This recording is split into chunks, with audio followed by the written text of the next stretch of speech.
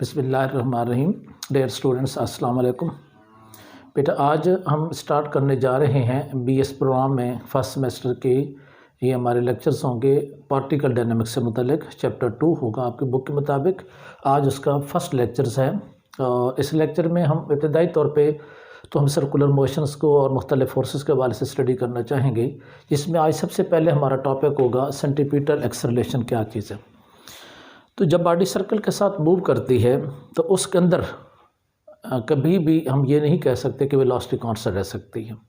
यकीनन चूँकि जितनी भी हम उसकी मैग्नीट्यूड कांस्टेंट कर लें, डायरेक्शन हम कांस्टेंट नहीं कर सकते, तो रियली उसके अंदर पैदा होने वाली चीज़ एक्सेलरेशन होगा। ऐसा एक्सेलरेशन जो ड्यूरिंग सर्कुलर मोशन पैदा होता है किसी बॉडी के अंदर, हम उसे नाम देते हैं सेंटीपीटल एक्सेलरेशन। इसलिए मैंने शुरू में ये बात मेंशन कर दी है यहाँ पे कि acceleration possessed by the body moving along a circle और circular path is called centripetal accelerations. अब ये एक्सेलरेशन सिर्फ डायरेक्शन के चेंजेस से भी नहीं होता, मैग्नीट्यूड की चेंज भी हो सकता है, मगर ज़्यादा इफेक्टिव जो होता है वो इसमें क्या होती है, डायरेक्शन होगी। अब अहम बात इसमें यह है, लेट्स से ये पॉइंट देखते हैं कि सर्कुलर सर्कल है, इसके साथ एक बॉडी जो है वो हम मूव करवा रहे हैं। लेट्स से हम छोटा सा स्टोन लेते हैं, हम उसको एक धागे के साथ या किसी बांध से क्या करते हैं, घुमा रहे होते हैं। जब हम उसे घुमा रहे होते हैं तो वो उसके साथ एक सर्कल क्रिएट कर लेता है। उसमें उसकी जो मैग्नीट्यूड ऑफ वेलोसिटी है या स्पीड जिसको कह सकते हैं वो तो कांस्टेंट रहेगी, मगर डायरेक्शन पॉइंट टू पॉइंट क्या करेगी, वेरी करेगी। इस वजह से मैंने मेंशन किया है if a body moves with the uniform velocity v, यानी वेलोसिटी की कीमत यूनिफॉर्म है। किस लिहाज से यूनिफॉर्म है? सिर्फ मैग्नीट्यूड के लिहाज से, मगर उसकी डायरेक्शन जो होगी वो क्या होगी, चेंज होगी। सो हम इसको ये नहीं कह सकते कि वो यूनिफॉर्म ही वेलोसिटी बरकरार रखेगा।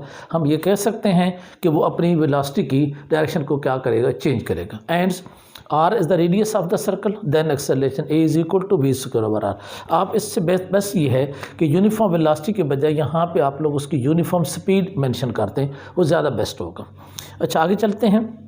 जब बॉडी सर्कल के साथ मूव करते हैं, मसलन हम स्ट्रिंग के साथ एक चीज़ को बांध कर घुमा रहे होते हैं, तो यकीनन उसके अंदर एक टेंशन क्रिएट होती है।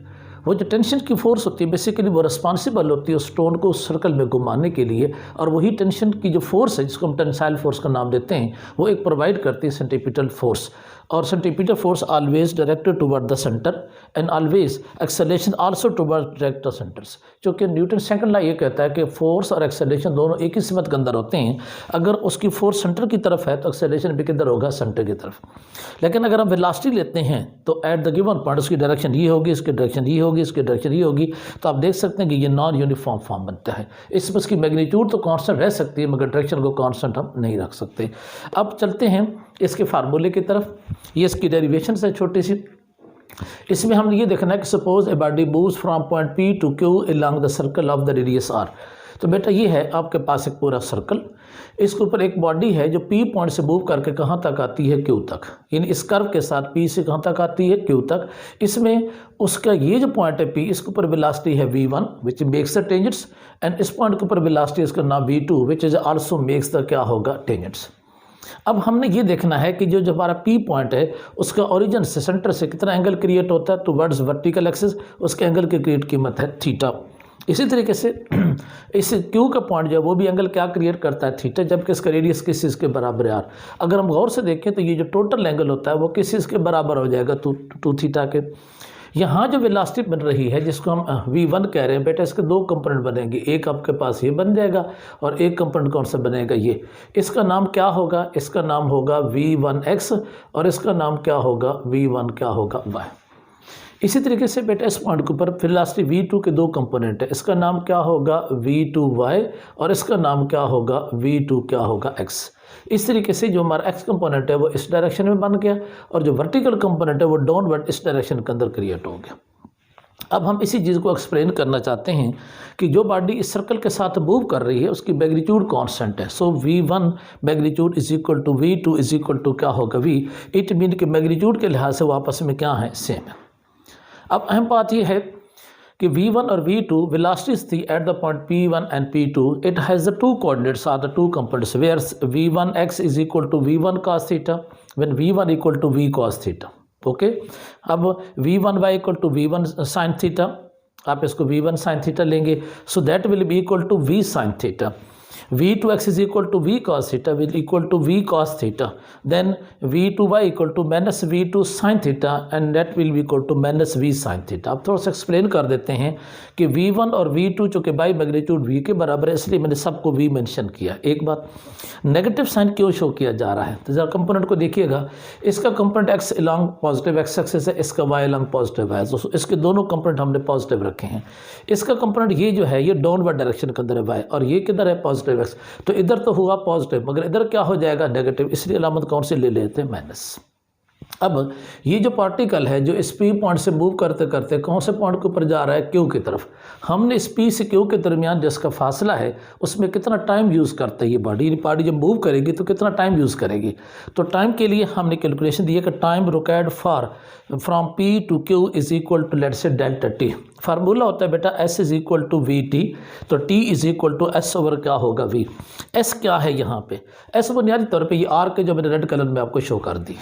अब R की लंबाई कैसे मालूम करते हैं, इसके लिए एक सेपरेट फार्मूला है। फार्मूला होता है S is equal to R theta. हमारी R का नाम क्या है, p q is equal to R p q which equal to R theta. अब एंगल है हमारे पास, यहाँ से देखें, यहाँ से लेके यहाँ तक एंगल है 2 थीटा। इस वजह से अब एंगल हम थीटा नहीं यूज़ करेंगे, क्या यूज़ करेंगे R2 थीटा। तो ये हमारे पास उस R की लंबाई निकल आएगी। तो ये सिर्फ कंसेप्ट दिया है कि delta T is equal to S over V। S की जगह हम क्या लिखेंगे, पी क्यू ओवर क्या होगा V। डेट्स ये जो पी क्यू है ये हमारे पास आर्क है, और आर्क की वजह से हमारे पास क्या होती है R2 थीटा ओवर क्या होगा V। अब यहाँ से हमने जो वैल्यूज़ हासिल की वो किस चीज़ की वैल्यूज़ आ गई, डेल्टा T के टाइम की। इट मीन एक पार्टिकल अगर P से Q तक मूव करता है तो इतना टाइम लेगा वो मूव करने के अंदर, ठीक है। अब हमने इसके क्या मालूम करने, एक्सेलरेशन। अब जाहिर है इसमें x कंपोनेंट भी पाया जाता है और क्या पाया जाता है, y भी, इसलिए अलॉन्ग x एक्सिस अलग कंपोनेंट को हल करेंगे और y को अलग। So acceleration along x axis and along y axis. ये देखते हैं सामने, acceleration along x axis is equal to name as ax which is equal to v2x v1x, इनमें हम कहते हैं ना delta vx, final minus initial divide by क्या होगा टाइम।